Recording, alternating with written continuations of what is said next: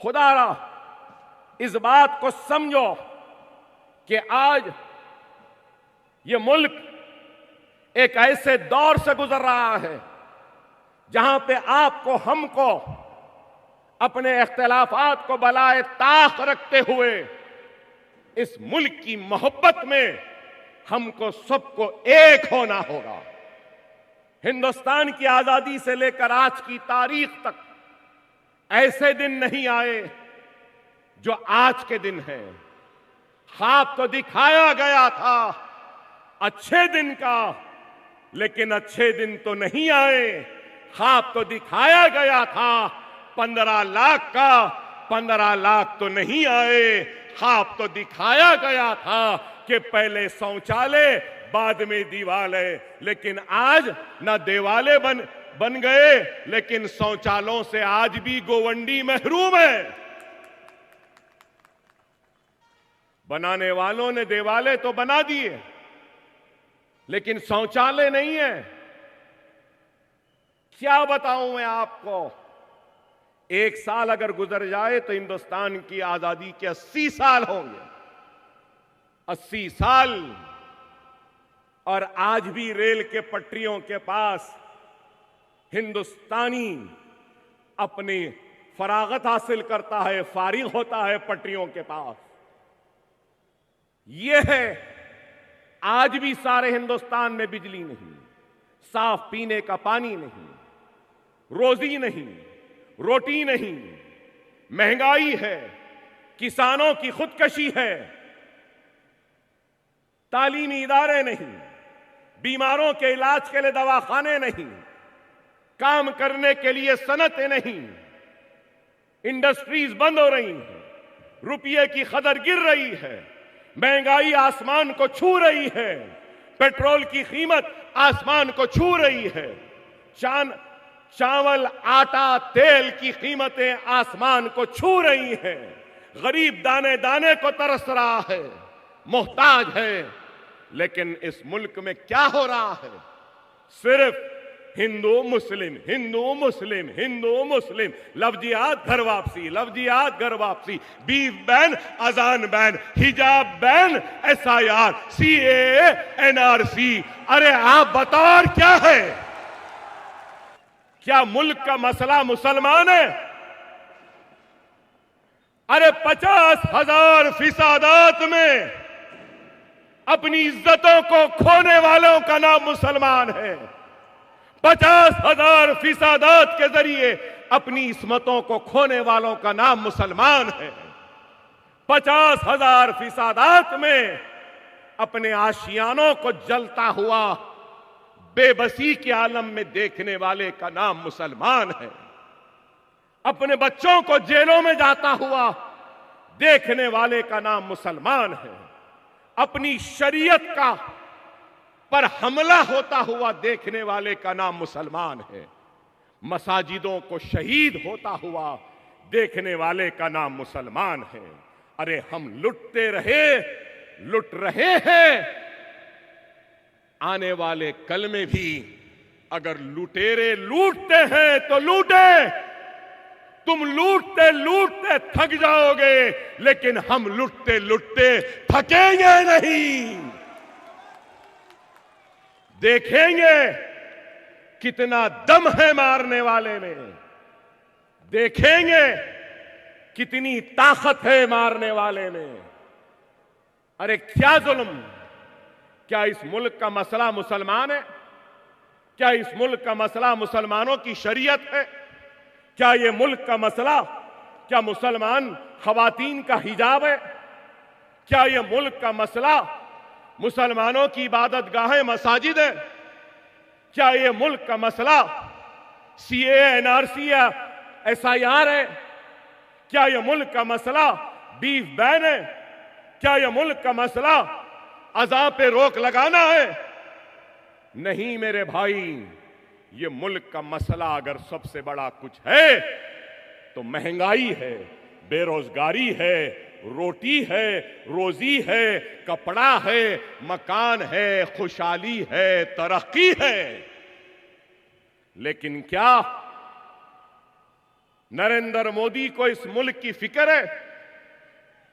क्या इस मुल्क की परवाह है? नहीं है। 15 लाख लाएंगे बोले, 15 लाख आए। आपसे नहीं कर रहा हूं सवाल, मोदी भक्तों से मेरा सवाल है, गौ रक्षकों से मेरा सवाल है। 15 लाख लाते बोले, क्या लाए? 15 लाख नहीं लाए, लेकिन मिस्टर मोदी ने बीजेपी के खाते में इलेक्टोरल बॉन्ड्स के 6,500 करोड़ रुपए ला लिए। लाए नहीं लाए? कौन दिया, क्यों दिया?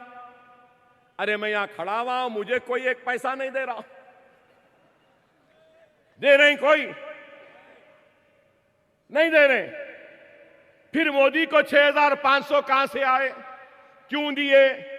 जब व्हाइट अमाउंट 6,500 है तो ब्लैक अमाउंट कितना होगा, अंदाजा लगाओ। फिर बड़े ईमानदार बात करे कि बोलते मैं गरीब था, स्टेशन पे चाय बेचता था। बाज लोग कड़क चाय मांगते थे, बाज लोग नरम चाय मांगते थे, गरम चाय, ठंडी चाय। मैं तो फकीर हूं, झोला डालूंगा चले जाऊंगा, मैं तो चौकीदार हूं। अरे बाबा, आप क्या थे क्या नहीं, हमको इस बात से कोई दिलचस्पी नहीं। आप आज क्या हो? कल कुछ भी थे होंगे, आज क्या हो? आज तो वजीर आजम है ना। इस मुल्क की फिक्र करो, मुल्क की आवाम की फिक्र करो, उनकी खुशहाली की फिक्र करो। नहीं, इख्तिदार मिला तो पूरी दुनिया घूम रहे थे, कभी इधर कभी उधर, कभी इधर कभी उधर। हिंदुस्तान में पैर कम थे, बाहर ज्यादा थे नहीं। और ट्रम्प से क्या मिले? My friend, my friend, my friend.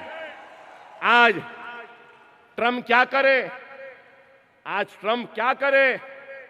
अरे बताओ, हर महाज पे नाकाम, हिंदुस्तान की तारीख का सबसे नाकाम वजीर आजम का नाम है तो वह नरेंद्र मोदी है। मुल्क के ऊपर एक बोझ बना हुआ है, मुल्क की खुशहाली में रुकावट बना है, मुल्क की तरक्की में रुकावट है। जब तक इनके इख्तिदार का खात्मा नहीं होगा, मुल्क में खुशहाली नहीं आई।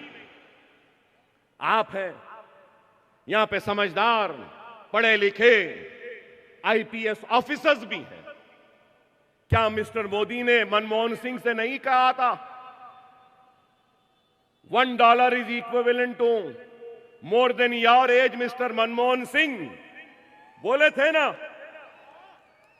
मनमोहन सिंह वजीर आजम थे तो यही मोदी बोले थे कि आपकी उम्र से ज्यादा हो गया। अरे मिस्टर मोदी, आज मैं कह रहा हूं, रुपया गिर रहा है। $1 इज इक्वल टू 90 रुपीज 21 पैसा। क्या कर रहे हैं? खैर, ये इकोनॉमिक्स है, इनको क्या मालूम भाई। इकोनॉमिक्स से दूर दूर तक कोई लेना है ना देना है।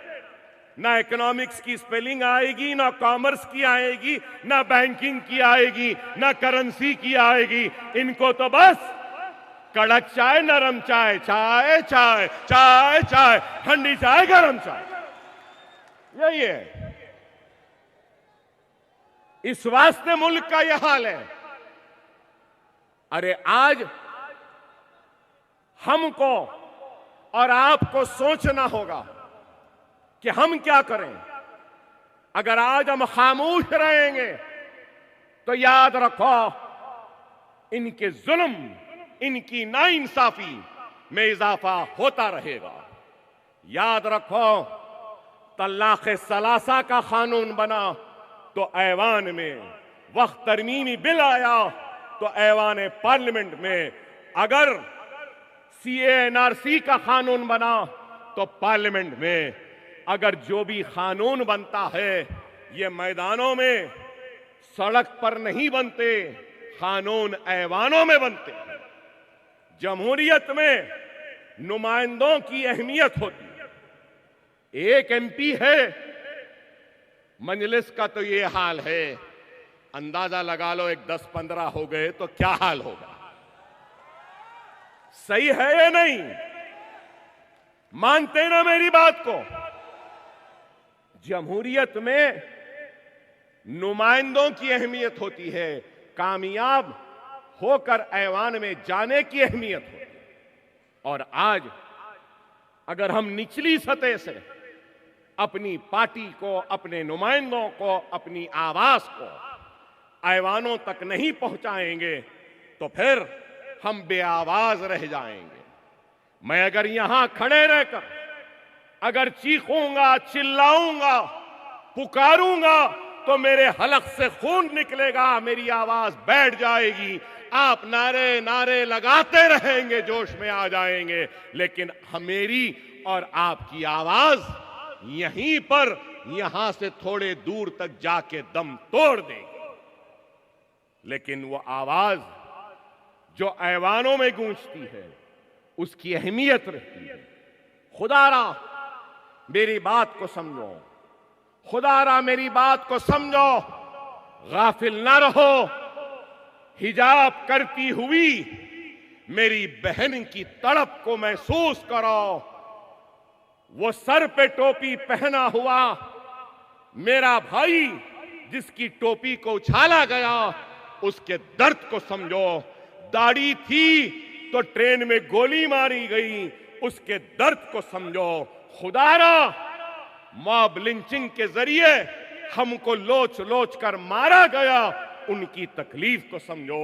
वो मुसलमान जिसके सीने में दूसरे मुसलमान भाई के दुख तकलीफ का एहसास नहीं, वो मुसलमान नहीं। मैं अगर आया हूं तो वही तड़प, वही दर्द लेकर आपके पास आया हूं। और मैं अपनी तड़प को लेकर किसी गैर के पास नहीं गया हूं। गैर तो मुझे सुनेगा भी नहीं, गैर तो मुझे आने भी नहीं देगा, गैर तो मुझे धुतकार देगा। अरे तुम्हारा अपना तुम्हारे पास आया है, तुम्हारी इज्जत के लिए, तुम्हारे वक़ार के लिए, तुम्हारे हौसलों के लिए, तुम्हारे हक के लिए तुम्हारे पास आया है। तुम्हारे दिल पे दस्तक देकर तुम्हारे ज़मीर को झिंझोड़ने की कोशिश कर रहा। खुदारा बेदार हो जाओ, अल्लाह वास्ते बेदार हो जाओ। वक्त नाजुक है। अगर हम आज बेदार नहीं होंगे तो आने वाली नस्ल हमको कभी माफ नहीं करेगी। अरे मैं दर्द में रहता हूं, ये तकरीर कर रहा हूं तो पेट फूल जाता। अभी भी मेरे कमर में गोली है, अंतड़ियां नहीं, किडनी खराब, स्प्लीन खराब, ये हाथ चलता नहीं। 75 जरब मारे गए, गोलियां मारी गईं, 5 मरतबा जेल को गया। बीमार हूं लेकिन फिर भी चीख रहा हूं, चिल्ला रहा हूं। आपके दरमियान में आया हूं तो इसलिए आया हूं कि आपके लिए मोहब्बत है, आपके लिए तड़प है, आपकी फिक्र है, आपकी परवाह है। हक की लड़ाई लड़ रहा हूं इसलिए कि मैं समझता हूं कि आपका मुझ पर हक है और मेरा हक आप पर है, और वो हक ला इलाहा इल्लल्लाह मुहम्मदुर रसूलुल्लाह। ये मेरा हक है, ये आपका हक है, और हमको अपने हक को हासिल करना है। अभी वक्त है, 10 बजे से पहले ही खत्म कर दूंगा, 10 बजे से पहले ही खत्म कर दूंगा, वक्त है। मगर मैं आपसे कहूंगा वक्त नाजुक है, अभी भी वक्त है। खुदारा बेदार हो जाओ, उठो मेरे भाई। इस मुल्क को हमको आज बचाना है। वो फिस्ताई ताकतें, फाशिस्ट ताकतों से इस मुल्क को बचाना है। इस मुल्क को कमजोर करने वाले मजहबी जुनून रखने वालों से हमको इस मुल्क को बचाना है। हमको इस मुल्क को तरक्की के राह पे ले जाना है। ये मुल्क हमारा है। मुसलमानों को किसी से डरने और घबराने की जरूरत नहीं है। मुसलमान सिर्फ अल्लाह से डरता है और ये सर सिर्फ अल्लाह के सामने झुकता है। ये मुल्क माथे पे तिलक लगाने वाले का भी उतना ही है जितना सर पर टोपी और चेहरे पे सुन्नत पालने वाले। ये मुल्क मेरी जागीर नहीं, मेरे बाप की जागीर नहीं।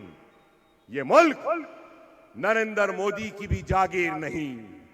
ये मुल्क हिंदू का है, मुसलमान का है, सिख का है, ईसाई का है, पारसी का है, हर किसी का है। आप इस मुल्क के किराएदार नहीं है, दूसरे दर्जे के शहरी नहीं है। ये मुल्क मेरा था, मेरा है, मेरा रहेगा।